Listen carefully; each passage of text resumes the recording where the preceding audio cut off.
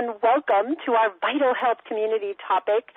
This month I'm very excited because instead of me doing the presentation, we have a very special guest with us. The name of our talk this month is Holistic Dental Care, How to Avoid the Dentist Without Ignoring Your Teeth. And this topic came about because we get so many questions about fillings, root canals, various types and sundries of interventions with the dentist. And I am not the expert on dental care, but my dear friend Nadine Artemis is. She is the creator of a company called Libations, which makes an amazing line of essential oils, serums, elixirs, and things to take care of your teeth. She is the author of Holistic Dental Care, The Complete Guide to Healthy Teeth and Gums. And everybody that I've referred to that book absolutely loves it and is always quoting back to me various things that they've learned in that book. She's a frequent speaker. She speaks at the Longevity Conference where I got to meet her in person. She has written and had rave reviews in the New York Times, the National Post, the Hollywood Reporter. She was described by Alanis Morissette as a true sense visionary, and she is. I will just tell you off the side, the topic she talked about at the Longevity Conference was vitamin D. And vitamin D is a pretty technical kind of topic, and she kind of turned it into a poem, and everybody in the audience was sitting there rapt. So you're going to really love her presentation today. She's got an amazing set of little, tinctures and essential oils and even topical things. I carry around her little she's a little tooth gum thing. It's perfect travel size. I carry it in my purse. If my teeth need a little help, I just rub it on my teeth and gums afterwards. So I could go on and on and on and tell you all about Nadine, but I really want to get to the heart of the topic and introduce Nadine. So thank you, Nadine, so much for being here today. Thank you so much for inviting me. Yeah, we're excited. We're very excited. So let's just jump right in. Is that okay? Yeah, let's do it. So many of us have this mouthful of appliances and metals and plastics and other stuff because our teeth started rotting away in our mouths by the time we were 8 or 10 years old. And there's so many different materials and stuff in there. But the question always comes up for me is like, why are our teeth so vulnerable? Yes, that's a great question and a great place to start because we've been trained and told in this culture to brush our teeth daily, to floss, and visit the dentist twice a year. But right now, there is more dental decay in our society than in any previous century. So the amount of cavities, crowns, root canals, and extractions really confirm that something is amiss with our current state of dental care. And even though right now we also seemingly have, this plethora of periodontal promises, and we have like fluoride floss and hundreds of types of mouthwash and toothpaste and all these advances. And so I'm sure we're also all a bit wary because, we've been roaming, you can go into the drugstore and you're like, oh my God, there's aisles of this stuff. And, then I'm sure there's so many people that are very diligent about flossing and they maintain those ingrained appointments to visit the hygienist and the dentist. But again, we've got like bleeding gums are, normal. 97% of the population has periodontal disease, which is another word for gum disease. Early childhood cavities are really out of control, and we've got millions upon millions of root canals performed every year. We're in the year 2015, and we have a lot of modern dental technology, and we have a plethora of periodontal promises, which I like to call them, and that's like, the aisles filled with mouthwashes and toothpaste that do this and that, and yet there is this staggering number of cavities, crowns, root canals, and extractions. What seems to be the norm is that bleeding gums, cavities, millions of root canals are performed in North America every year. 97% of the population has periodontal disease, and early childhood cavities are out of control. So to me, I think our current state of dental care, I think of it as the definition of an insanity, which is doing the same thing and expecting different results. And that is how we are with our mouths right now. Because I'm sure There are many people that go to the hygienist and the dentist twice a year. They floss. They've been brushing their teeth daily for decades, and yet, unexpected cavities form. They've got dental issues. So that's what I would love, and I really feel like so much of our health starts in the mouth more than people may realize. And so we've got a few things converging here. And I think what really is this triple threat to our mouth is this combination of the harmful procedures, which we'll go into for sure on this call, the lack of understanding about how our mouths function and this very important dentinal lymph fluid that we have in each tooth. And then we've got this sort of periodontal scorched earth policy on bacteria with our bodies and our mouths. And so this trifecta is the perfect periodontal storm that fosters this entropy, this endodontic entropy in our mouths, this dental decay. And really what's going on is we have a system that settles for Band-Aid solutions of bleaching, gum grafts, fillings, and veneers. So that trifecta is really this sort of toxic soup where everything converges to at the personal level where you're like, I've got to have root canals and all this sort of stuff. So we're going to unpack all of that and really understand what to do if you've already had those procedures and how to prevent them if you haven't had those procedures yet.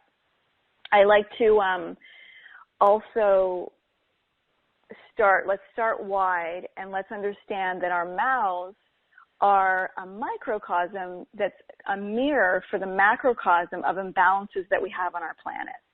So this dental dysbiosis that we're experiencing really reflects like a lack of symbiosis in our relationships to our bodies, to global food production, to medicine, and to the environment. So on a microscopic level, everything that's going on in our mouths is going on in the world. We've got enamel and topsoil erosion. We've got crumbling bones, mold in our homes, and we've got triclosan and toothpaste. We've got toxins everywhere, factory farms festering with fungi. Glyphosates are affecting our gums and our guts and our soil. You've got, mercury in our mouths, mercury in our seas. And then we've got things like environmental allergens, carcinogens, and these pathogens that really threaten the borders of our body and our planet. So we really want to look at this, on a really deep holistic level. And when we understand that our mouth is this portal into our bodies, we can see how our mouths really interface and assimilate and absorb our relationship to the world. And so when we understand that our mouths are connected to our digestive, our endocrine, that's our hormonal system, and our immune systems, we can just start connecting our mouths to the rest of our body. And then what's really revolutionary is the understanding of the mouth microbiome. So microbiome is the term for the colonies of trillions of microbes that live in our skin, in our guts, and in our mouths. And this microbiome enables endless essential body functions.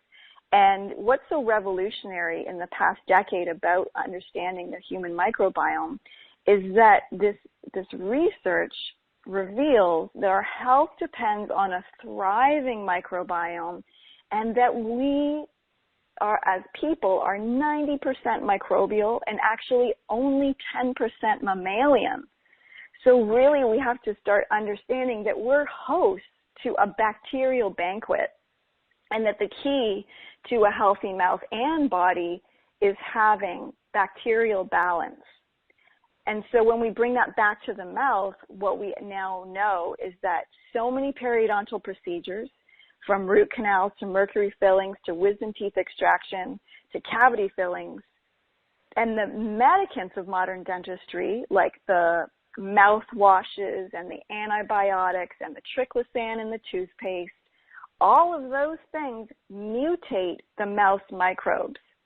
And so what we've been told to do and trained to do, many of these oral care practices actually suppress our immunity But what we need to start thinking about is reconciling with this bacterial community and thinking how we can sort of fluff the flora of our guts and mouths and befriend the bacteria.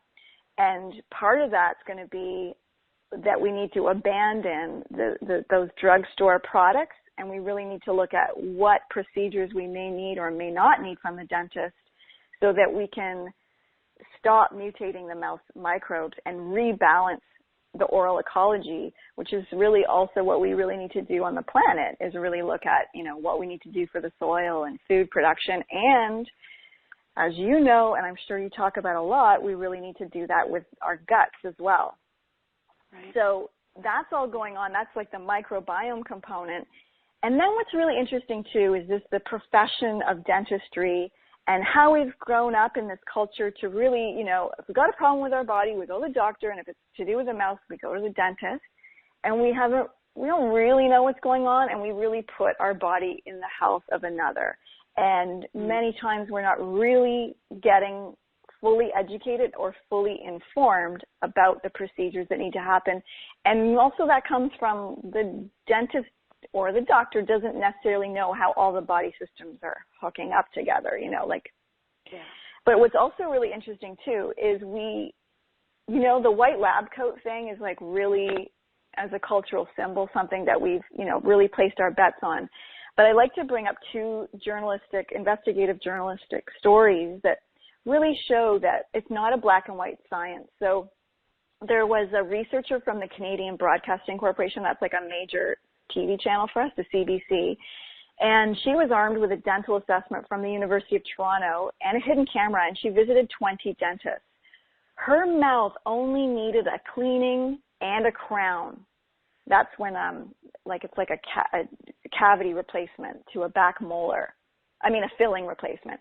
And so if she had followed the combined recommendations of all those 20 dentists, then nearly every tooth in her mouth would have been treated, including unnecessary root canals, fillings, and crowns. So she only needed an old crown replaced and a cleaning, and she was told she would need root canals, fillings, and more crowns. So that's one story. That's a Canadian story. And then we've got another journalist from the States with a trusted confirmation that he only needed a molar crowned. So again, he just needed another old molar recrowned. He traveled across the States for 50 dental examinations. All 50 dentists examined the same mouth and the same x-rays.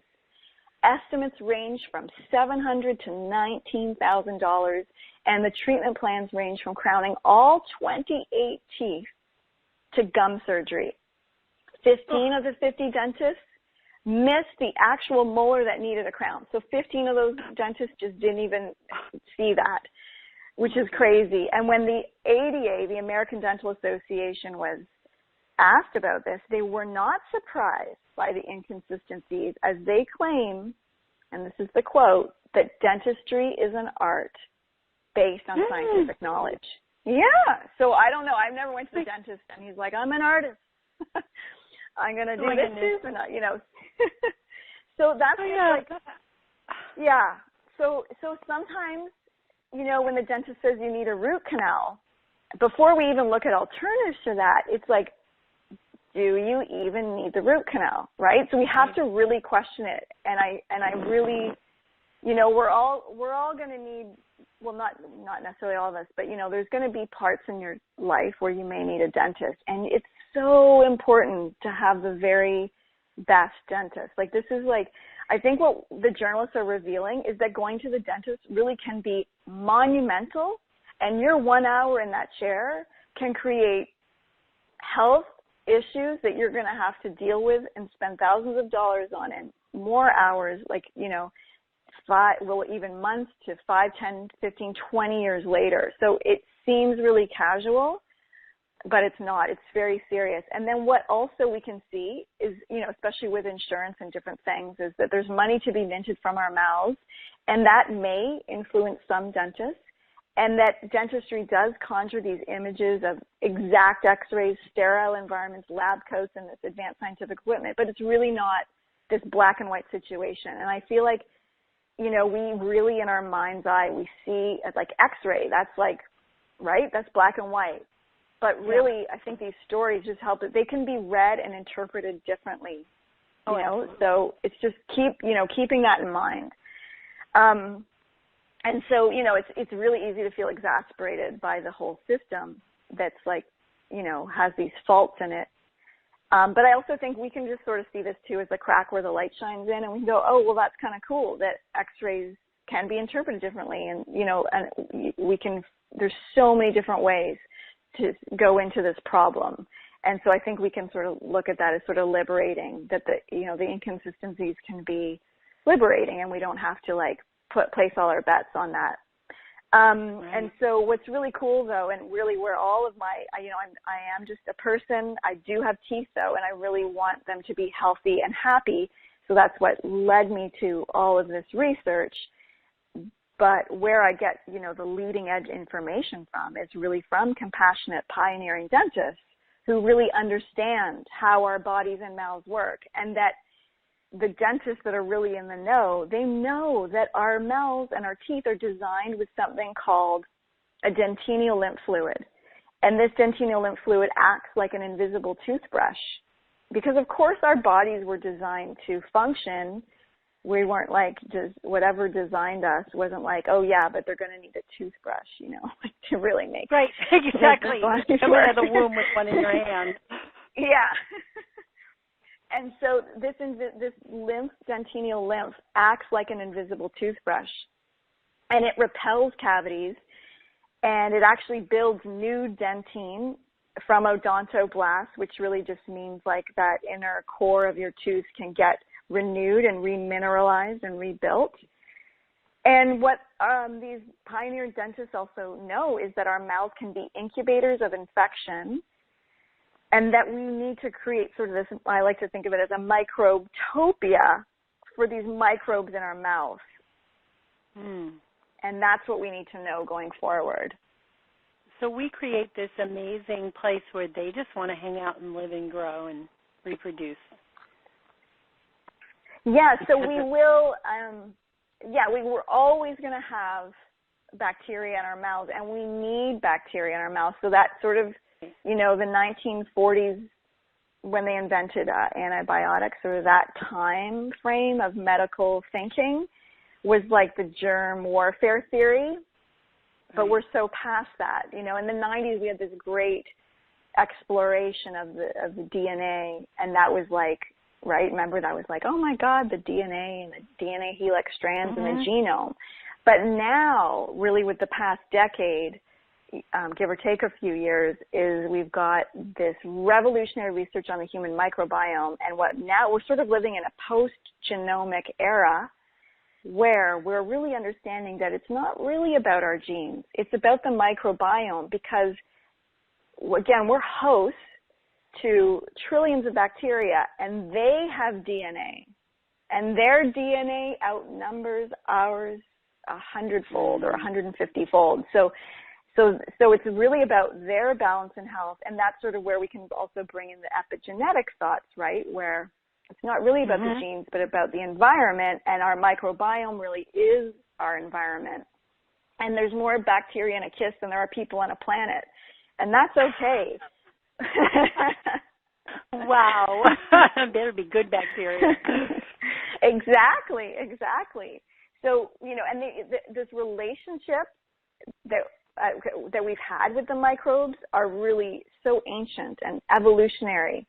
And just like a good host would provide a stable, loving home and nourishing food for their flora friends, in return, these microbes micromanage our bodies by digesting food and secreting beneficial biochemicals.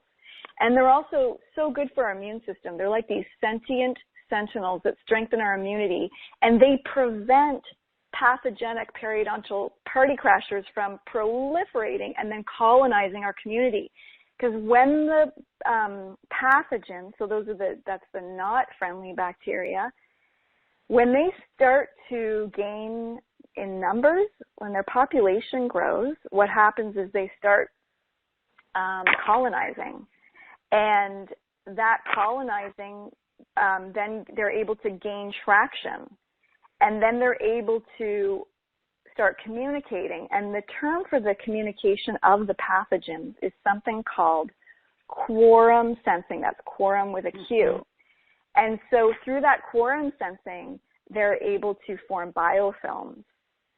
And so like normally pathogens, whether it's in our mouth or in our guts or the rest of our body, normally pathogens, they exist in this free-floating planktonic state.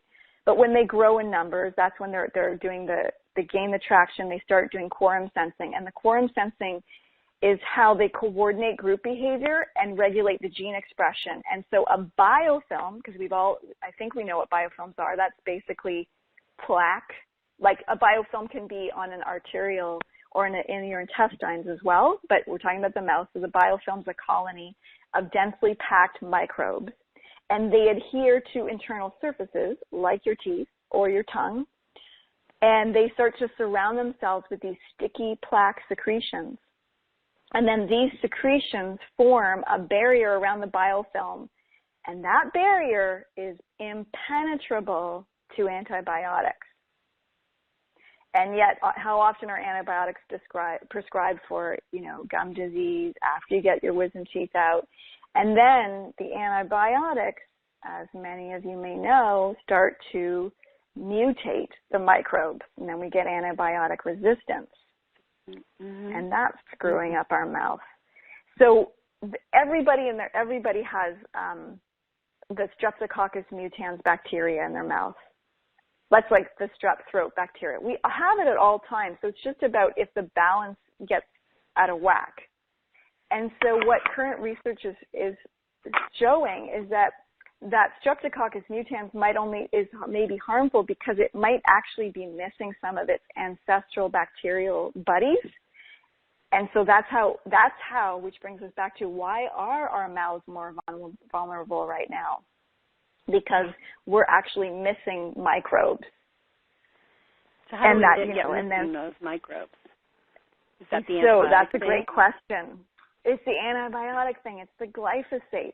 So glyphosates are, I'm not a GMO expert, but basically that's in your Roundup. And what companies that sell the glyphosates say is that, it's like basically a really hardcore bug repellent, right? And so it's protecting quote unquote, the herbicide, thanks, from the bacteria and the things, the pests and that kind of stuff. And they say, well, it's not going to affect humans because we're not bugs, and humans don't have a shikimate pathway, and that's where it gets interesting and quite devastating because no, we don't as a mammal. But the 90% of us that is bacteria, all those bacteria have that pathway. So glyphosates are so devastating to our gut health. And, obviously the gut and the mouth are so connected. So really it's so messing with our microbiome. So that's one thing. Then we've got, antibiotics. Even if you've been not taking antibiotic prescriptions because of the issues with antibiotics, the thing is, we're still very much in a sort of antibiotic lifestyle unless if you're still having like food from the supermarket in tap water, then you're still getting antibiotics because they seep in through the water and the food supply. All antibiotics have their allowable limits in the food and water supply. Like milk can have up to 100 micrograms of tetracycline per kilo.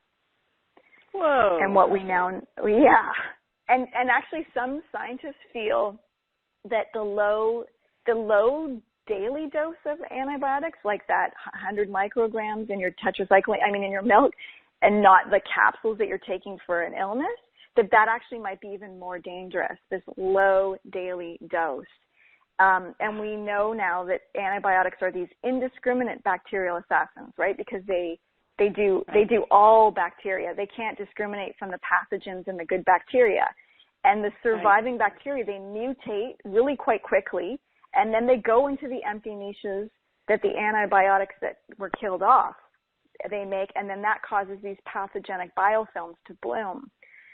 So we've got the antibiotic issue, the pesticide herbicide issue, and then we've got, so even if your grandmother had antibiotics, that's going to affect you.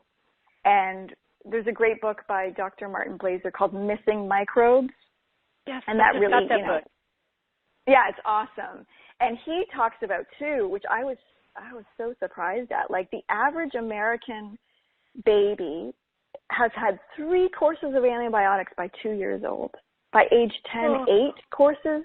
By 2017, and by 40, 30 courses of antibiotics in total, which isn't including your water and food supply. So it's literally insane. And then on top of that, we have, a proliferation of cesarean births. Generally, the rate should be at about 2%, and most, in our culture, like North American culture, we were at about 50%, with some countries being 90%, and I might not be accurate with that, but like Brazil has an extremely high rate.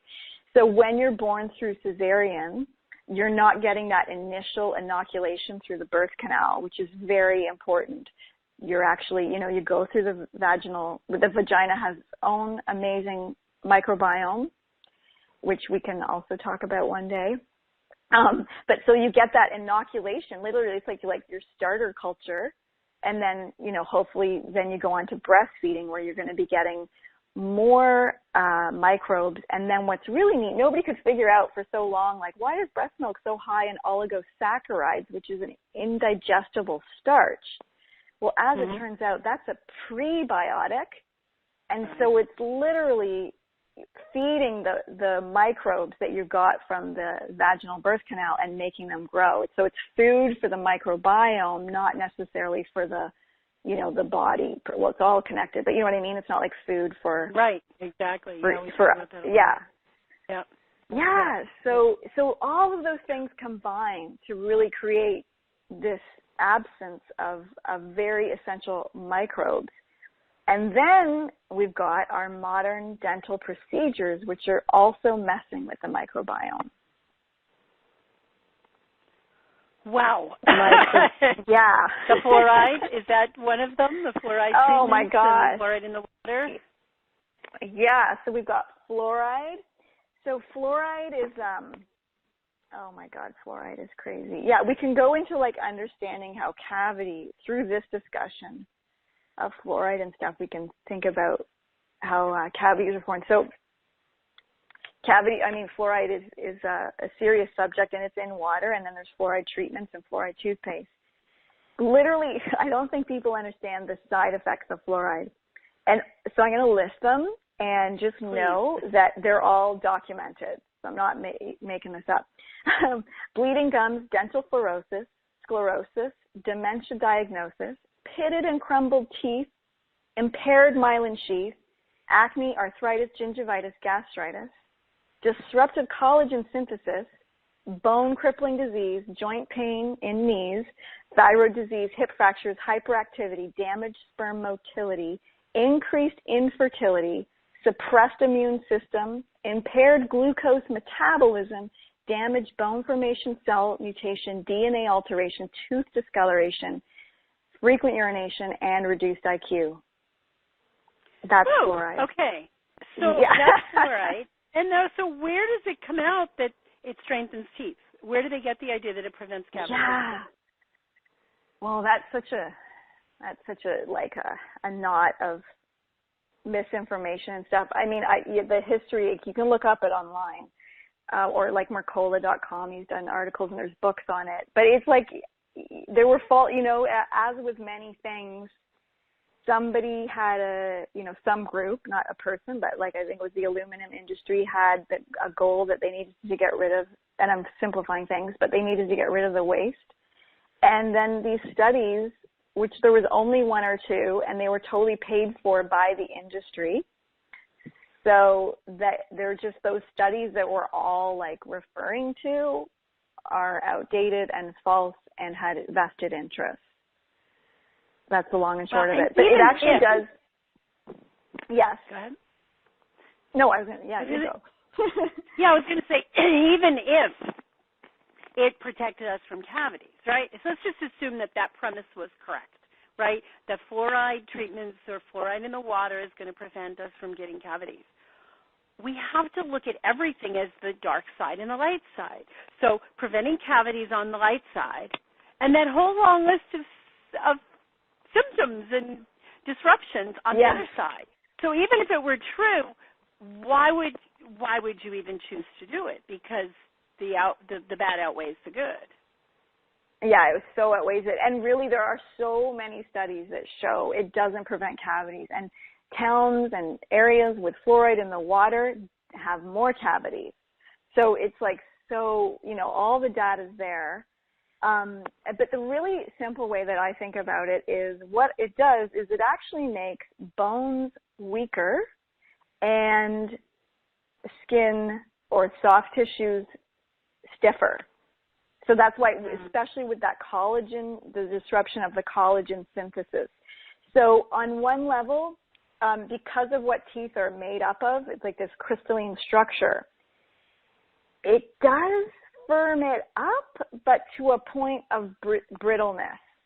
Mm-hmm. So that's, and then, you know, and then all our soft tissues, which we want soft, get stiff. So it just, that's really key. Like it's a real enzyme, as in like how the body functions disruptor. So, what's interesting, what you just said, because a thought popped in my mind when you said that. It makes the bones more brittle and the soft tissue more stiff. Doesn't that sound like what we expect of normal aging? Yes. Yes. Lord. Which we don't have to have that, I know. Right, exactly. So when we really look at like how we actually want to prevent cavities, what's really important to know is, well, how do they form? Because that theory, the acidogenic theory of sugar and acids on the teeth that form cavities is also very outdated, and that also comes from the 1940s time. So we're going to show a slide of what happens, because to understand how a cavity forms, I want us to really understand how the teeth are connected to the rest of the body. So this slide shows the devastation that results from not understanding how our teeth are connected to the body, the bloodstream, and the lymph. And it's through the systemic connection that some medications and chemicals, like antibiotics and fluorides, contribute to brittle, discolored, even crumbling teeth, because it suppresses the dentinal lymph system, and that affects bone mineralization, microbial diversity, saliva pH, and our entire endocrine function. And the slide shows like the gray teeth you can get from tetracycline, the crumbling teeth that people experience from fluoroquinolone. I mean, imagine taking a dose of fluoroquinolone and then 6 months later your teeth are crumbling out of your mouth. Oh, how awful. Yeah, it wouldn't be fun at all. So what we want to understand, because you're not probably going to learn this from your dentist, although there are dentists that will know this, but I mean your average dentist, is that teeth are fed from their roots by the dentinal lymph system, and it's kind of like trees, that tree roots drawing up nutrients via the sap. So the dentinal lymph system is a toroidal system. That means that the lymph liquid flows inwards and upwards into the tooth core, and that's the other word for that is the pulp chamber, and out onto the enamel. So there's like, you know, there's another way into our teeth, and we all know that our teeth have roots. And then, like microscopic sweat, these tiny droplets of the dentinal lymph fluid coalesce on the surface of the enamel, and that forms a fluid layer, and that's one of the ways to prevent biofilm formation. And then the fluid, the dentinal lymph fluid, commingles with the saliva, and then that further lubricates and communicates with the entire mouth and the mouth microbiome.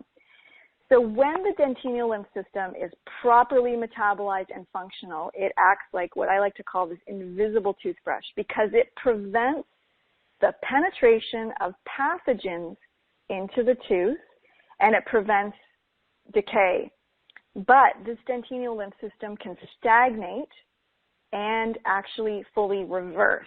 So the dentinal lymph is affected by diet and hormones. Those are the activators of this self-cleansing system. Mm-hmm.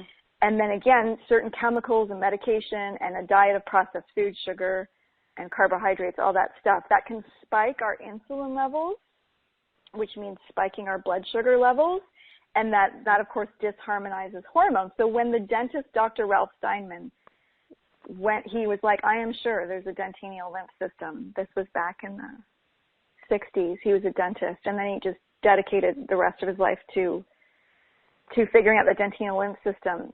When he figured it out and he proved it with X-ray dye, so it could actually show up in the body. So with the X-ray dye, you know, it would take an hour to get to the teeth. And then interestingly, it took 6 minutes to get from the stomach up to the tooth. And then it took an hour to get from the tooth inner core just to the enamel, which is like millimeters away. So that's fascinating to me. But he was like, I need to know what's making this system work. So he hooked up with an endocrinologist, Dr. John Leonora, to figure out like what's making this function. And what they found out, of course, it goes back to the hormonal system, back to the hypothalamus, kind of like I feel like everything goes back to the hypothalamus. It's like the grand. Yep. Yeah, good old hypothalamus. Yeah, so and the parotid. That's right. It's like the CEO. So then it communicates to the parotid glands, and those are just behind the TMJ joint. Mm-hmm. You know, before we go down into the throat. So kind of by the ear, jaw, but behind that. So that communicates to that, and then that sends out these secretions throughout the body. And so when we have spikes in blood sugar and or certain chemicals, that causes the dentinal lymph system to either stagnate, like slow down, or just totally reverse. And when that happens, the capillaries in the tooth suck in bacteria like a straw from the mouth. And then if the mouth's all pathogenic and, you know, off balance, then we're drawing in that bacteria into the tooth. And then that can cause infection and biofilm formation in the pulp chamber and then into these dentin tubules, which are these microscopic dentin tubules that each tooth, if we laid out the dentin tubules in each molar, they would, if we laid them out all together, it would be over 3 miles of microscopic dentin tubules in each tooth. This is so intricate, this system. Yeah, each tooth over 3 miles. And so then the system that was self-cleansing actually becomes self-contaminating. And I like to think of that as sort of then we've got this leaky tooth. And that's the genesis of how cavities are created. And what we also need to understand is that a cavity is an infection in the tooth, plain and simple. It's an infection. And then what's good to know about that is, like all wounds, it has the ability to heal because our teeth are alive and connected to the rest of our body. So what's good to know is that the current condition of our teeth, it can evolve. We can change things. It's not like this, stuck sort of diagnosis. So Dr. Steinman, that's the dentist who scientifically proved the dentinal lymph system, he showed that including dietary magnesium and phosphorus reduced the decay rate by 86%. Wow. Which is, that's huge. That's a really good, anything that's doing 86% is a good percentage. And then Dr. Melvin Page, he was another dentist, he was a doctor, but he confirmed that cavities begin to form when phosphorus blood serum levels drop below 3.5. And then, so that was just interesting because then the other, Dr. Simons found that we have to add in phosphorus. And then he actually pinned it down to like a phosphorus blood serum level. Cavities begin to form right when it drops at that point. And then Dr. Weston Price, he was a former president of the American Dental Association in the 1930s. And he found that fat-soluble vitamins of K2 and D3 actually reversed decay and, of course, inhibited decay. So we've got minerals and fat-soluble vitamins able to reverse decay. And what we need to know is that our system right now of fillings are really this Band-Aid solution. And any filling is susceptible to recurrent decay. That's how you get into a situation where you need a crown. Usually it's a cavity first, and there's a lot of decay, you get a filling. Then, 10 years later, that filling, there's more decay underneath, and then you need a full-on crown. And so more of the tooth gets drilled away, and a crown is sort of like a cap is put on top of the tooth. And so because none of the underlying causes of a cavity have been addressed in this current situation that we have. But if the dentinal lymph system is restored, and that starts working for you, and then you're also able to absorb the nutrients that you're putting in, and including those nutrients in your diet will help you get that dentinal lymph system happening again, then teeth do remineralize. And what's really interesting too is if you haven't had a filling, but you've started to get a brown lesion on the tooth, doing these things, your tooth can remineralize, and that patch won't become sticky and, gooey anymore. It actually seals up on its own. It might not be perfectly white anymore, but that spot is stronger to decay. So it becomes more resilient. It's kind of like a tree. You get the sap. If there's a wound in the tree, the sap comes out and starts to protect the tooth.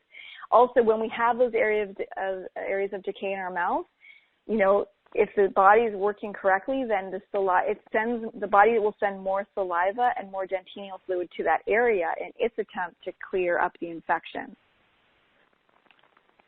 This is fascinating, Nadine.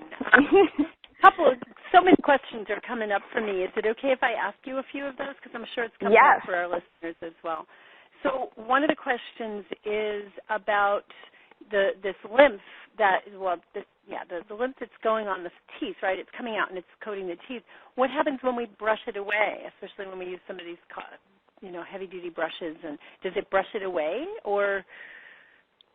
Because that's a great question. It takes an hour to go from the inside to the outside, and we brush it away. It's going to take another hour for this stuff to come back out. Well, it's one of the reasons why I suggest you don't want to brush right after you eat. I think that's been one of the sort of rules of dentistry, not a hardcore one, but you kind of want to let the whole body settle and remineralize, and you know what I mean? And especially if you had a grapefruit, it's not the right time to brush. But really, this is happening all the time, like the dentinal lymph system and the remineralizing of the teeth, if you're eating the right things, right? The bones, whether it's your tooth or your femur, it's constantly being remineralized. Like the bones aren't, right. I think we have this idea too that the bone is just this static, it's built, right? We're grown, we're past 20s, there's our bone.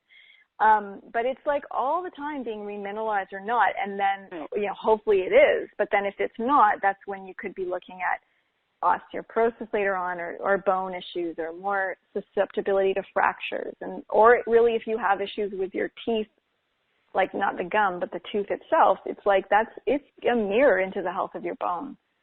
Mhm. Mhm. So we shouldn't be afraid of brushing, but we shouldn't do it, right? We should wait an hour or so after eating rather than doing it immediately after eating. Yes. Yeah. Then the other question that came up is the curiosity about phosphorus, because my understanding is that a lot of people have way too much phosphorus because they throw off the phosphorus-calcium ratios by drinking soft drinks and eating a lot of meat, which is high in phosphorus. So it's just curious to me that low phosphorus would be an issue for anybody. Yeah, well, I mean, those are kind of different phosphorus issues that throw it off. And like we have a whole, like the sort of, the whole phosphorus fertilizer industry, right? That whole thing is like, it's a type of phosphorus, but not the type that's like a good, healthy mineral. But those types of phosphorus increase, they come with like a phytic acid issue. And so a phytic acid is an anti-nutrient. And that will deplete the true phosphorus from our body. Oh. Okay. And that's where with nuts and seeds and grains, we need to soak and ferment to get rid of the phytic acid. Mm-hmm. And not eat, fake fertilized food and soft drinks and that kind of stuff. Got it. That makes sense. Cool. And then with the fat-soluble vitamins, the thing that's really important about the fat-solubles, and, of course, we separate one thing to understand it, but then we always have to bring it back, right? Like we have to understand how it's all going to work together. So the key thing about the fat-soluble vitamins, K2 and D3, so D3 you can get from the sun, and then K2 is, there's K1 is in your leafy greens, but K2 can only come from a fat-soluble thing. So you can supplement it if you're vegan or vegan's really the only one that has to supplement it, or you might need to supplement it to get it back up. And it comes from natto, which is a fermented soy. So the supplement is really good.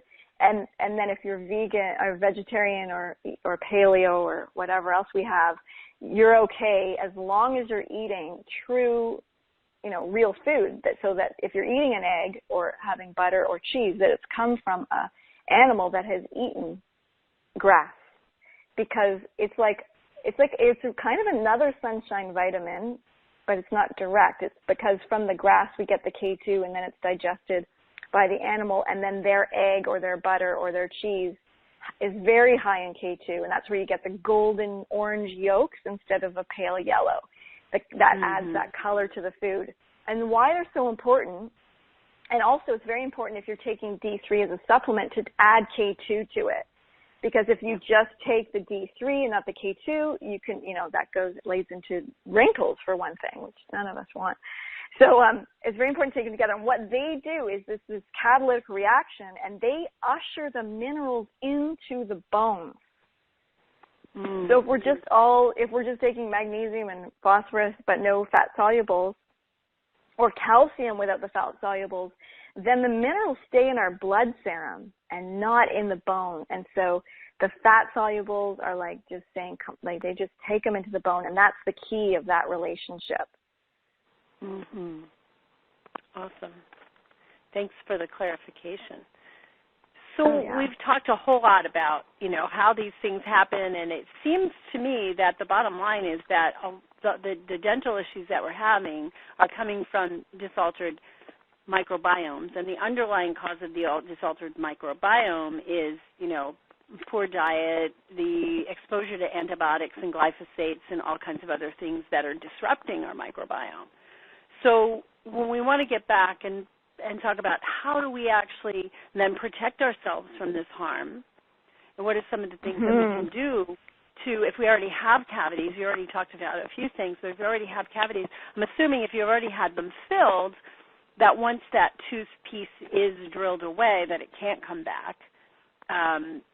But I'd love to hear more of your thoughts on what do we do to prevent it, number one, or reverse the cavities is great, but what about those of us who have, I have 2 bridges and a whole bunch of stuff, and I had all this stuff done before I even discovered that my diet was a part of anything related to health. Right. Oh, yeah. I mean, I know so many of us really, we have to catch up on the previous dental procedures. So what we can go into some of the harmful dental procedures, and then we can go into the solutions if you want. Awesome. Because I think that sounds okay. Great. So the 3 main ones that we can look at are wisdom teeth extractions, root canals, and silver fillings, because I think those are pretty big. So root canal that's a procedure for an infected tooth, and so it kills the tooth by removing its internal structure. That's the whole inside, the nerves, the pulp, and the blood vessels. That's hollowed out and then rinsed, and then it's filled with latex and cement and then topped with a crown. So the whole purpose of a root canal is to just hermetically seal the tooth and save the chewing surface. So that seems like a good idea because nobody wants to lose a tooth, right? But clinically, it's a bacterial horror story. And a dead tooth remains in the mouth, and then this dead tooth is an incubator infection, and it becomes this bacterial breeding ground for pathogens to grow and spread. And then you've got this oxygen-starved, stagnant tooth, and that becomes a haven for harmful microbes. So the goal to have this non-infected sterile tooth, that's sort of the fantasy of what they were trying to do, but the exact opposite is created. And remember, we talked about each tooth having 3 miles of microscopic dentin tubules? Well, those are completely impossible to sterilize. And that's the whole myth of root canal sterility. And this is actually being discussed in odonto journals today, which is basically the magazines for root canals and that whole discussion. But that information is just not filtering down. So we're actually at a time now where some facets of the dental industry are like, oh, yeah, it's not sterile at all. And so, but your normal dentist might not know that information yet. So, and then even when you're chewing with the root canal surface, all that bacterial toxins can squirt into the bloodstream. And so you've got an anaerobic infection, and then that can spread to the gums, ligaments, jawbone, all that kind of stuff. But you now have no nerves in that tooth, so there'll be no pain to indicate that you have an infection. One of my favorite dentists, that's a bit of an issue. So Dr. Nunnally is a favorite dentist of mine in Texas. And he's very close to me. Yeah. He's right in my area. Good. Yep. Oh, my God, if you ever need a dentist. So he's the one. Now, so they do, like, restorative dentistry. So if you have sort of this quagmire of previous dental stuff in your mouth, you really need the right dentist. So if I say, like, remove your mercury fillings, don't necessarily just go to your same dentist and do that. So what he did, though, is he conducted tests on root canal teeth. And to qualify so these were people that wanted to remove their root canal, but not for any issue. They just had learned that it's not a good idea to have one. And the teeth had to be symptom-free and show zero signs of pathology on an x-ray, right? So they had to be, like, on an x-ray perfect. They had to show no discomfort for the person, and they had to be textbook perfect before they could be used in the study. And those teeth were examined by independent dentists to qualify for the study. So it was a very good study. And what they found is that all the root canal teeth had severe toxic pathogens. And it's interesting, too, because they were finding old diseases in there as well, like syphilis, leprosy, Lyme disease. Wow. So there's also other theories that it might not all be coming from tick bites, but that's a whole other story. So anyway, so what he's showing is the root canal may be fine in your mouth, but it is a harbor for these harmful microbes. Now, that doesn't mean you can't handle it, right? So then some people might be living very healthy and well, and they're okay with it. And again, that's where the genes come in, or the microbiome, and it's like you're okay. But then somebody else with a different gene system or different immune issues, or they're eating standard American diet, that root canal could be eroding away at their health, and yet they don't know. They're they're having a downturn in health, they're having autoimmune issues, rheumatoid arthritis, can't make the connections. So that's when you might have to assess, right? If you're like, maybe you're okay with it. And, I think stem cells are 5 years away from totally regrowing a new tooth. You might wait. So it's not like upon hearing this, everybody needs to have their root canals extracted. But it's just something to think about in the sum total of your health, right? If that's an issue.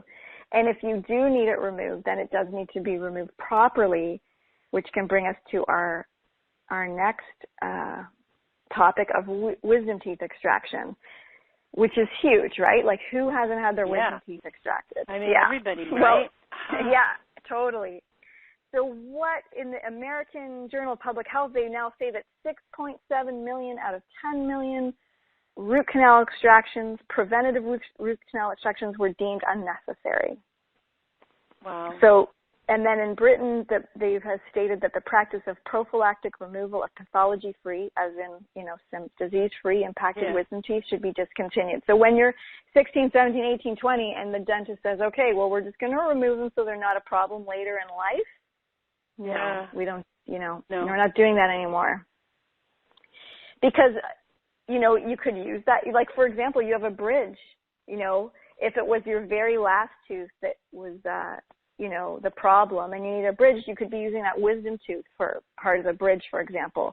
You may need a chewing surface when you're 100 years old. So we may need to keep them. They could come in handy. And then also when we do things like that, we're altering the structure of our jaw, the occipital ridge, how the teeth are fitting together. But then the biggest issue is that multiple pathological bacteria have been found in over 90% of wisdom teeth extraction sites. So those spaces where our wisdom teeth once were, when they go into that pocket, they're finding 90% of all wisdom teeth sites have this bacteria. Wow. Yeah, and that's because the standard protocol is to leave in something called the periodontal ligament after the extraction.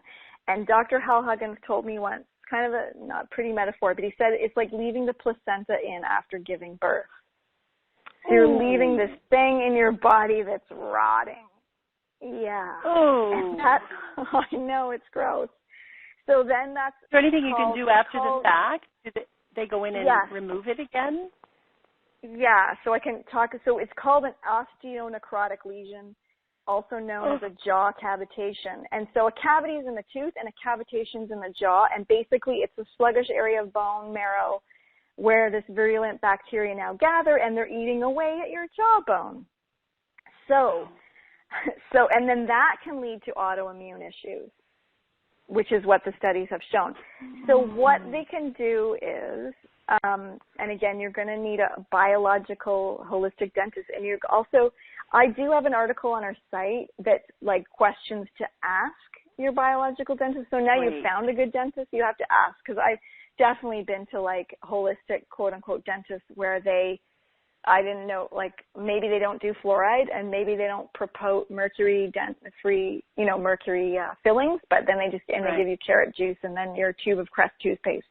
And it's all very normal, So you really have to investigate. And sometimes, people fly into Dr. Nanali from all over the world, and sometimes that's required because it's really one of the top things we can do for our health. Or if there's something not going right, you might want to look in the mouth first and work with the mouth, because if you haven't taken care of that, some of your efforts might be a bit uphill. And so what they'll do to check for a cavitation, because they don't show up on an x-ray, and if they do show up on an x-ray, it might be already 50% eroded.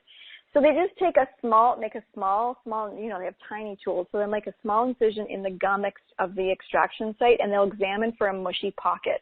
So if their tool sinks in, that's a sign of decay. And so then they just open it up, and the tooth's already gone. So the sad part is they're already gone. So they'll open it up and then they scrape the decay off the bone. The bacteria is thoroughly removed, and then a blood clot forms, which is a good thing, and that reestablishes blood flow back to the area. And then hopefully you're working with a dentist that's going to inject that area with ozone. And even better, I hope that you can find a dentist that works with PRP or PRF, which is platelet-rich plasma, which they will take a little bit of blood from you, spin it around in something, maybe you know what that's called. They spin it, and it separates the plasma. Yeah, thanks. Yeah. So they separate the blood and the plasma, and you get this beautiful golden liquid, and then that's injected into your area.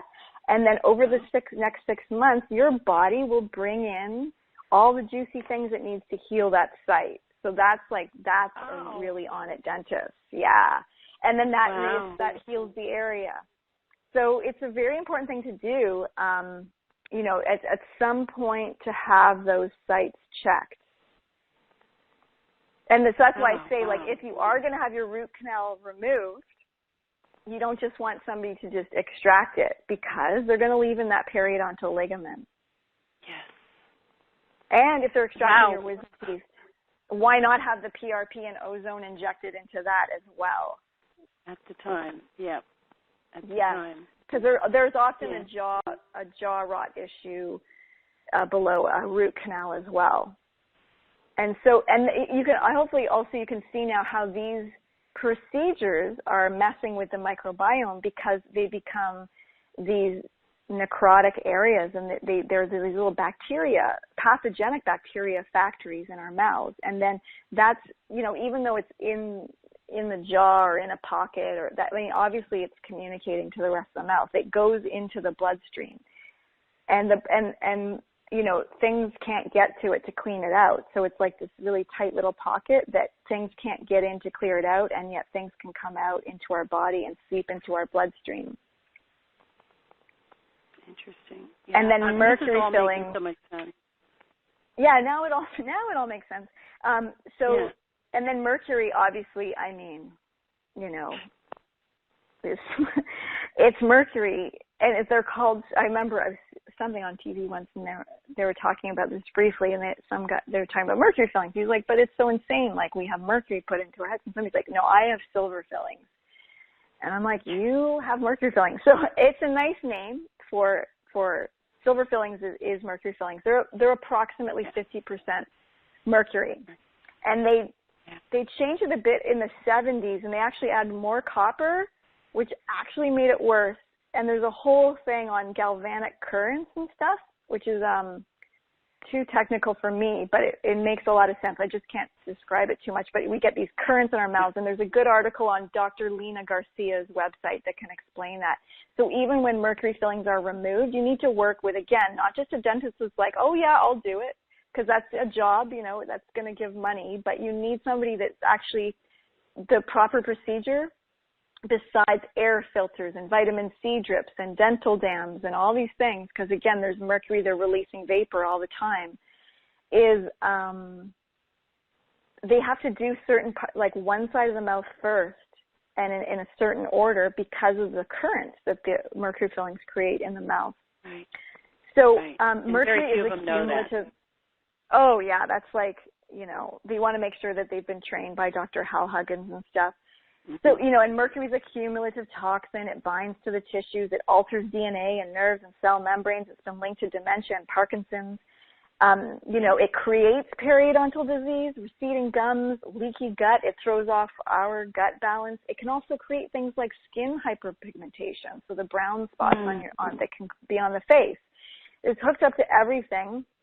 And even if you had your mercury fillings put in like 40 years ago, the mercury fillings release vapor 24 hours a day, like even 40 years later. But there's a 500% increase in mercury vapor release when chewing, teeth grinding, and drinking hot fluids. Oh, lovely. What things so do you it's insane. I know. And then this is a crazy stat. Four fillings, if you've got your mercury fillings removed and you toss them into a 20-acre lake, that lake would be unfit for fishing and swimming. The EPA would have to say, you can't swim in that lake. But somehow it's okay to put in our heads. But we have this okay in the mouth. Oh, no, it's so crazy. Oh, it's crazy. And it's so that's, man. Yeah, and that is definitely something like, you know, you got to think about the root canal removal and that kind of stuff. But I definitely, you know, when you feel like you're ready, like I would definitely recommend removing mercury fillings, again, with the proper people, because then also, what are you going to refill them with? You want to work with a dentist that's going to look for biocompatible materials. So what you want your good dentist to do is to do a blood serum test, and then they'll see what dental materials are compatible for your immune system. Yep. Because no matter how clean it is, it's still not, you know, it's not part of your body. So there's going to be a bit of an immune issue. And porcelain fillings are not 100% pure. They contain nickel and aluminum. And white composite fillings contain aluminum and nickel is like a top carcinogen, which we can talk about. It's like in braces and everything too. I have an article on braces, and my book has a chapter on braces because braces are a big issue, and they actually make the face grow differently. It's all on the website. So then you've got your white and would you give people right now, just give people the website where they can find that. So, livinglibations.com is my website for everything. And then you can look under articles, like dental care articles. I've got the braces article up there. And you can always email us with questions too. So then you've got composite fillings, and those are plastic. It's got BPA and formaldehyde and aluminum. So you definitely need a good dentist that's in tune with like where to get better dental materials. So there's some good filling choices right now with zirconium oxide, there's ceramic resins, and there are non-drilling techniques. And depending on the depth of the decay, again, you can still work on reversing it. So don't forget there's that option as well. But there's also lasers that can clean up. There's a lot going on, but if you're not working with a top dentist, you're not going to be even given those choices. Right. And I will just step in and say that there are a lot of quote-unquote biological dentists who seem on the surface to know what they're doing because they'll use the rubber damming when they're taking out the mercury filling. They don't put in any more mercury filling. But all these little finer points are what can make or break the success of that process. And I know personally back, I think it was 20 years ago, I had all my mercury removed by a biological dentist who I, trusted at the time. He did the rubber damming and all that, but he put in composites, right? And so then years later, I was like, oh, I want all those composites out. So I went to another and I moved, so I went to a different biological dentist here, and they took those out and were kind of arguing with me about wanting ceramic because the ceramic is hard and it's going to hurt the teeth below it, but I was insistent. And then, replaced various and sundry things, and I had bridges. I mean, it was just all this awful stuff. By the time I was 20, every one of my teeth was filled. But the point is, when I look at that, I have a couple of the root canals, didn't know anything about the ligament, right? Don't know if that was there. Yeah. And then as I look at some of these bridges that are supposed to be all porcelain or ceramic, and they start to wear down, there's a sign of some sort of dark metal under there. Oh, so, he may not have removed it. Because people will find that with crowns. They'll get a crown removed from their, if they're doing sort of dental revision, and then the dentist finds, full-on mercury underneath the crown because they didn't remove it before they put the crown on, which is just so sloppy. You would think that they would because these were biological dentists. But the reason I bring this up is a caution to really educate yourself about this. Yes. Nadine's book, check out the articles and really educate yourself because you can't just trust because they use the rubber dams and they don't put mercury back in that they actually have the depth of knowledge. Yeah, and for sure. And you don't want to be arguing with your dentist. You want to be like, yeah, let's do this. Right, and they get really upset when you know more than they do. So, and if they do, then it's time to find another dentist that knows more than you do, right? You don't want to go to somebody who's the expert and you know more than them. Yeah, and you don't want to be, it's not our job to educate. I mean, if you have to really educate on this stuff, it's not our job. It's nice, but you need them to be so in-depth. Right. Because there's so many little things like this, the pockets, there's so many things. I mean, it's scary what you said about the fact that those people that they chose for the study did not have any sign of pain. There was everything seemed on the surface to be perfectly normal, yet they were swimming with bacteria. So the thing 100%. Is that I don't want to leave people with gloom and doom, right? Like, oh my God, my mouth is a sewage pit, it's going to kill me. And I want to talk about really how to empower people to take charge and what we can do to prevent, first of all, obviously, any of the good teeth that are still remaining in your mouth. You want to protect them. And then what do you do about the things that are brewing? And I will tell one other story. A couple of years ago, I had this intense pain. And it was in a site of an old root canal, crown or something. It was some other dental stuff in there. It was just so intense. I mean, and I tolerate pain really well, and I was trying everything I could, and I finally went in to get it checked out. And, it was like, oh, you need this, and this is a cavities, and this, and go to this periodontist here, and go to this here. And I was just feeling really frustrated. So I decided that I wasn't going to do any of that. I was just going to up my dental care, and I'd gotten some of your stuff, and I was using some of the herbs and stuff and flossing, but I decided that I was just going to self-inject with vitamin C and clove and all this other stuff. Got the pain under control, and I haven't done anything since. But the point is that whatever that was, it cleared itself out because I don't have the intense pain and I don't have the tenderness.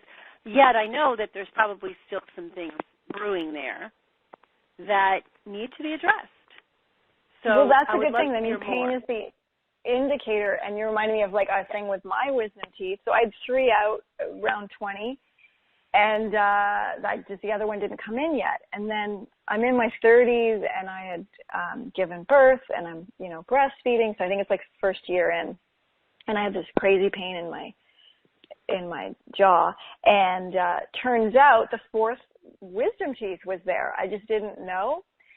And so I had to go to just the normal dentist in town because we live way out in the woods. So I just had to go to normal just to get the diagnosis. What's going on? He's like, you have your wisdom teeth. And I was like, oh my God, I didn't even know. And it wasn't totally growing in normally. So it needed extra care, and I wasn't giving it because I didn't really know it was there. So it's like sort of gummy, there's like gum. It's not all the way up like a normal tooth. And so he's like, you're going to have to get that removed. And that was before I was fully educated on wisdom teeth as well. So I go to the other dentist to do, the specialized dentist, and I just wanted to have local anesthetic because I was breastfeeding, and even that was like a big debate for my brain. And then he looked at it, and he's like, oh, actually, it's because of how it's growing in, you need general anesthetic. And I was like, oh, my God, well, that's not happening. So he's like, well, take this hydrogen peroxide and just rinse it at least and whatever. And so I'm like, okay. So I go home, I rinse it with hydrogen peroxide. The pain never came back. So it was literally because I wasn't attending to it. Then finally, about 2 months after that, I had a normal appointment at my actual holistic dentist in Toronto. And I said, okay, it's all under control now. It's clean. I know it exists. Do I have to remove it because it's not growing in perfectly? And they're like, no, you can keep it. And so that was good to hear. And it's totally fine. So again, it doesn't mean not everything means that, it's like this big dental emergency. I mean, there definitely are dental emergencies, but just like you may have dealt with part of the problem. You may have had, like, not every infection is at the nerve, and not every infection leads to a root canal. So just things for us to think about. So what there's 8 steps that I have that you can also get on our website. It will take you through it. So I've got the 8 steps that can turn a lot of things around. And it's also what I recommend before you go, even for a cleaning. Do 3 months of the 8 steps. You will have a shorter, better, happier, less expensive appointment. And, every day we get emails like, oh, my God, my hygienist wants to know what I'm doing. And, they don't really get it. So, and then from the stuff we've talked about today, I have 3 simple things that you can think about, which is stop, seal, and seed. And so from that, I've got very practical steps that we can all take. So for the stop, you want to stop anything that's suppressing the dentinal lymph. So processed food, sugar, chemicals that are inhibiting endocrine dysfunction. You want to stop spiking the blood sugar and creating insulin resistance. And a really ideal blood sugar level is around 80. And that's just great for all health because all disease really is, it's the beginning is inflammation, right? And then you want to look at. I teach blood sugar all the time, and I teach people about managing it and all the other reasons. And I'll just add that's my dental thing. And we teach that it's 80, 75 to 80 is a good fasting blood sugar, and it should never go above 110, no matter what you eat. It should never go above 110, ideally, never above 100. And so eat so that it keeps your blood sugar in those ranges. Absolutely, and you'll be so healthy. When you're living 75 to 80, you're on top of your health. So, and then you want to stop mouth breathing. Especially children, their teeth literally will be it will add to crooked teeth if they're mouth breathing. So you want to look at medications that are drying out the mouth, sinuses. Cranial balance. You may need some osteopathy, that kind of stuff. You want to heal and seal leaky gut. So how we have leaky gums, I think of bleeding gums as leaky guts. And so to do that, you may need to eliminate things that are irritating your intestines and guts, like gluten, corn, and glyphosate. You want to really look at phytic acid consumption. So, phytic acid, we talked about, it plunders the phosphorus. We want to soak and ferment gluten-free grains and nuts. We want to stop consuming processed food. We want to remove mercury fillings because they're irritating the guts. And so when we have holes in our guts, our gums, then we're sending pathogens into our bloodstream. And we want to look at things, we want to stop things that are mutating our microbes. So excessive antibiotics, glyphosates, fluoride, triclosan. And then we want to stop using synthetic dental care products so that why we buy things for our mouth that say may be harmful is swallowed. So we want to eliminate those like sodium lauryl sulfate, glycerin, artificial sweeteners, trisodium phosphate. I mean, those are all common commercial dental paste ingredients. And then also interesting, xylitol also contains synthetic ingredients, and a 2-year study showed 0 reduction in cavities with xylitol. And the study that showed it did help cavities was actually funded by the xylitol companies. So it may be fine as a sweetener, but it's really no path, like, it's not anything that's going to help you prevent cavities unless, it's helping you eat less sugar in your life. But on an oral level, nothing's happening there. And then seal. So that's the next thing is seal. Bleeding and receding and inflamed gums are a sign of bacterial imbalance, and that bacteria may be entering the bloodstream. So we want to restore integrity to our gum tissue, which is called the epithelium. It's the same that's in our intestines. And we want to heal and seal leaky gums. So things for sealing the gums are using botanical serums. These are ingredients that I include in mine, but you can make your own. So soothing serums of sea buckthorn, rosato, frankincense, myrrh, ozonated gel, and you would just massage that onto your gum, and that nurtures the tissue.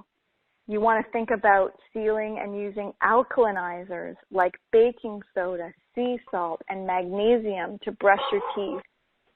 And that will also nourish your saliva. And when we have happy alkaline saliva, then it's really helping our mouth ecology. We can swish with things like coconut and essential oils for oil pilling. So you would just take a teaspoon of coconut oil, add a drop of oregano or a dental serum, and then you swish that in your mouth, and that you actually spit. And you try and do that for 15 minutes. And another new way of swishing is swishing with probiotics. You can put that in water with some alkalinizers like salt, and you swish that around daily, and then that's actually a swish that you would swallow. And then whiteness is obviously on everybody's mind, but we have to know that enamel in the whiteness, it comes from within, because enamel is actually transparent. So if we have gray or glassy teeth, it could be that they're lacking the fat-soluble vitamins of D3 and K2. So that's one reason for gray teeth. Another could be like if you've taken an antibiotic or something. Now, sometimes teeth are discolored because it's the plaque that's discolored. So, if you have red wine on a Friday night and you haven't brushed your teeth since the morning, that plaque is getting discolored. So you want to polish. And in the 8 steps, I have good ways of polishing. You can just take a dry, round-headed electric brush. I like the round because it's smaller and it's dry, and you just put on a dash of baking soda, and that gives a very good polishing. I like using a manual brush too. It's all in the 8 steps, but I like the electric for this polishing stage. Now, when we spoke about quorum sensing inhibitors, what we didn't talk about is because of the microbiome and scientists and the medical pharma industry, they're really understanding that we're at a really crisis point of antibiotic resistance. That is a known thing. So scientists, of course, are searching for things to inhibit quorum sensing. And what's really exciting about that, especially for me, is that research reveals that essential oils are very successful inhibitors of quorum sensing and biofilm formation.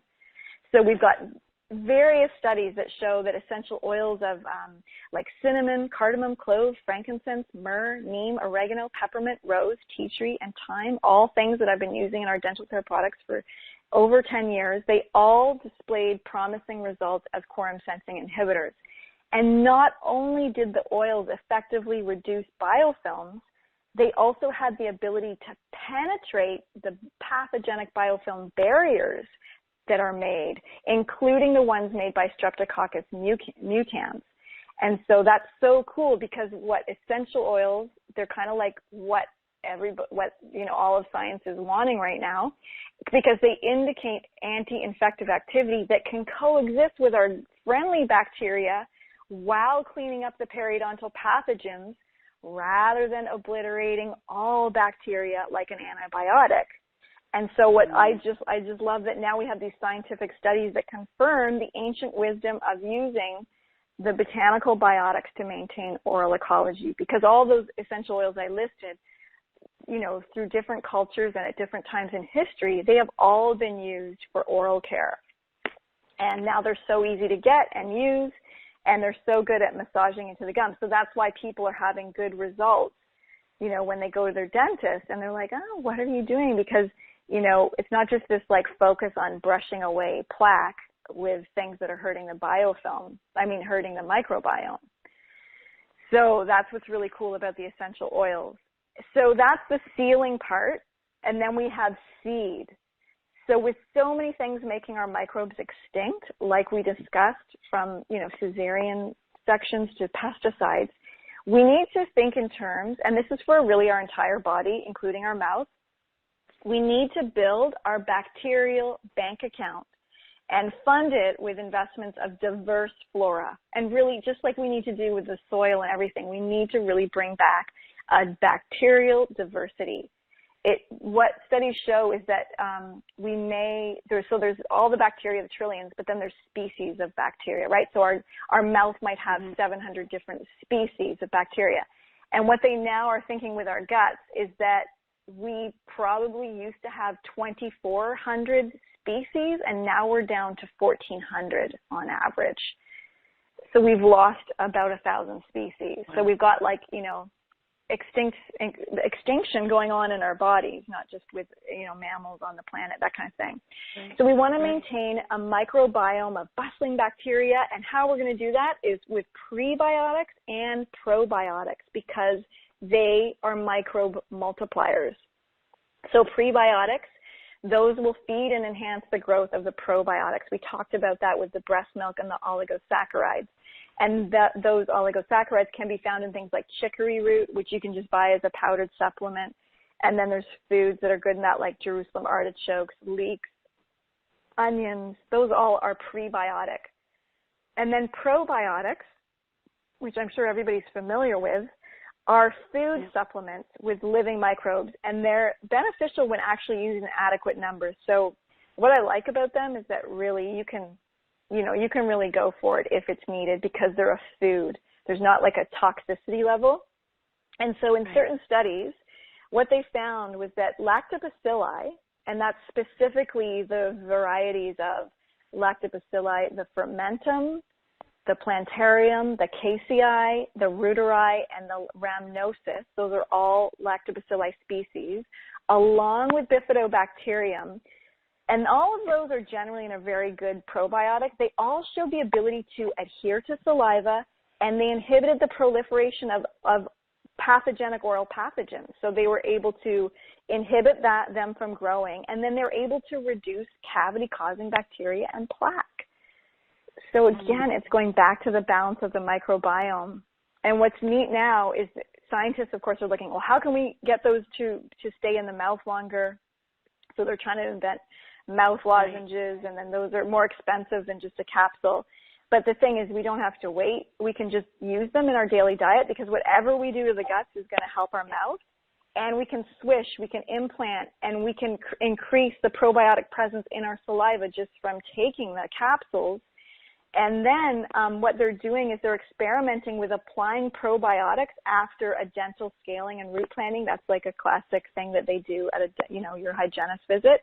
And that's called guided pocket recolonization, GPR. And we can do that at home with probiotics. And we have this these blunt Vitapix syringes. So it's like it's blunt. And so you can just go along the gum line, and you could administer the serums, the probiotics all along the gum line. And that's really helpful. Yeah, for gum pockets and just restoring the whole mouth's microbiome. So also you want to include, fermented foods, the fat-soluble vitamins, enzymes, they really help to break down biofilm barriers, and then the minerals we talked about. So what's really neat is that a mouthful of bustling bacteria might actually just keep the dentist away. Wow.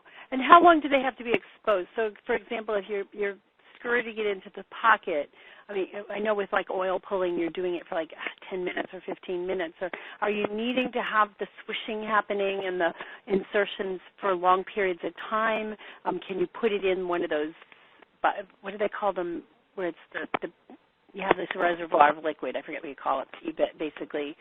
Oh yeah, I did. You know what I mean? I have a slide. Yeah, so I made this recipe for tooth butter cups, and you can get those things like which I don't know what they're dental trays I think they're called, and you can get it on eBay or Amazon. It's literally like very much like what they would have used for your fluoride treatment, like they're the shape of your mouth, right? And so. Yeah, it's a blend. So I have a recipe for these little cubes that you can make, and then you can just have those ready in a jar. You know, keep them you don't have to keep them in the fridge because they're going to go bad, but you can just keep them in the fridge so that they stay solid because coconut oil can get soft at room temperature. And then it's like coconut oil. We'll have the exact recipe. It's coconut oil, probiotics, a prebiotic of chicory roots and baking soda, some essential oils of peppermint, frankincense. And then you could also add clay or activated charcoal. And then you make them and you can just pop them in your mouth for swishing and then you could swallow that. Or you can literally just, you know, pop one of these trays into your mouth and like read a book, watch a movie, and let it sink in. And another quick way, again, this is just all, you know, home experimentation. It's not like we have a triple blind study or anything going on. But you could inoculate your pockets with the syringe, and then I would just take an ozone gel that we make or a serum and then coat that with oil, with the serum, which is like an oil substance. And then I feel like that will just, and then, you know, you're not going to eat after that or drink and just kind of let that sit in your mouth as well. Or, you know, before you go to bed, and then you're not doing anything. Oh, yeah, then you have it all night. That's good. Yeah. Yeah, which is really good. Oh, wow. This has been awesome. There's so much. And the 8 steps you said will be outlined if they go. Tell me exactly how people can get those 8 steps. Where on your website? So it's on our site. I believe the section is called Body Care Articles. And then we have, you know, beauty, and then you'll see the dental section, which is healthy gums and teeth. And then there's like, I think 4 or 5 articles there. Then there's my book, which is also on the site or on Amazon. And then, you know, a lot of stuff we talked today is like very leading edge information because a lot of the stuff on the microbiome is new. And so a lot of that information is going to be on the slides. Awesome. Oh, man, this has been just delightful. This is so chock full of information, and, you know, people are feeling, you know, like we really have to sit down and take it in and listen to this again, make sure you take good notes, and just come up with a few things to start. You're not going to obviously do all of this right away, and just find a starting place and see where you're at, evaluate your mouth and see where you're at. And if you need some work done, certainly pursue a good dentist. You can go to the Hal Huggins website, and they can tell you where their trained people are. If you're in Texas, you're lucky. I have the guy not only is 45 minutes away from me, so I'm going to be making a visit to him. Visit Nadine's site, livinglibations.com, and take a look at the articles and get her book. Her book is well worth it, and you'll have all this laid out. But a lot of this stuff we have here today is not in the book yet, is what I'm understanding, is that because it's cutting-edge new stuff. The stuff, like there's a bit on the microbiome in the book, but there's a lot on the dentinal lymph fluid in the book, but this is new. And I just wanted to add, I think that the like quick, easy way to start is definitely probiotics in your life. And I would say, you know, I do make many fancy dental products, but seriously, if you just stop all commercial stuff and get yourself some baking soda and sea salt, that is enough. You know, that will be, and that you may even have in your kitchen right now. So it's not like you need to get all my fancy dental things. That will give you an extra edge, but the transition from commercial to just baking soda is phenomenal. Awesome. I had one last question that came up when you were saying about the polishing. Somebody told me about using a polish where you add turmeric to that. Have you seen any evidence that that works? Yeah, you know, I haven't tried that myself. I just feel like the staining could be, for some people, if they already have a plaque buildup, they might have a yellowing. Charcoal's good, though. Charcoal doesn't stain in the same way. And brushing, you know, you could do baking soda charcoal and, like, clay. That's awesome. Clay, I was going to say, yeah, and bentonite clay. Bentonite clay is awesome. Awesome. Well, thank you again so much for taking time out of your busy day and your busy schedule and helping us to see what we can do for our mouths. This is just eye-opening, and making that connection between the body health and the mouth health is so critical. And a lot of times we just kind of, we floss and brush, and we think we're okay, we think we're protected, and then go about our business. And this just really helps to take this to a new dimension. So thank you, Nadine. Thank you. So we've been speaking with Nadine Artemis. It's been my pleasure. And go to her site, livinglibations.com, and check out her resources there. And really just go out and have a great day and take care of your teeth. Thank you so much. Bye-bye.